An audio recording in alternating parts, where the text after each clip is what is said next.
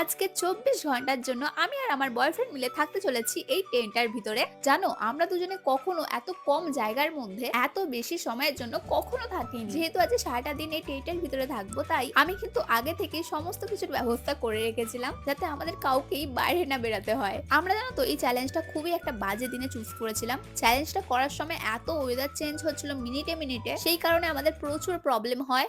But একবার যখন চ্যালেঞ্জটা শুরু করেছি, এই ওয়েদারের জন্য আমরা কিছুতেই গিভ আপ করব না। আমরা কিন্তু সেই জন্যই একটা ফ্যানের ব্যবস্থাও করেছিলাম যাতে আমাদের গরমে কষ্ট না হয়। চ্যালেঞ্জটা শুরু করার ১ ঘন্টাও হয়নি, তার মধ্যে আমরা প্রচুর বোর হতে শুরু করে দিই। সেই কারণে আমি ডিসাইড করি, যেহেতু সামনে পুজো আসছে আর তার উপর আজকে আমার হাতে প্রচুর সময়, তাই আমি আজকে এই টেন্টের ভিতরেই নেল এক্সটেনশন করব। সেই কারণে আমি আমার চেনা একজন নেল আর্টিস্টকে ডেকে নিই আর ওকে রিকোয়েস্ট করি এই টেন্টের ভিতরে বসে নেলস করে দেওয়ার জন্য। ওর কাছে কিন্তু বোথ হ্যান্ড ৫০০ টাকা থেকে নেল এক্সটেনশন শুরু হয় অ্যান্ড ওর হাতের কাজও কিন্তু খুবই ভালো।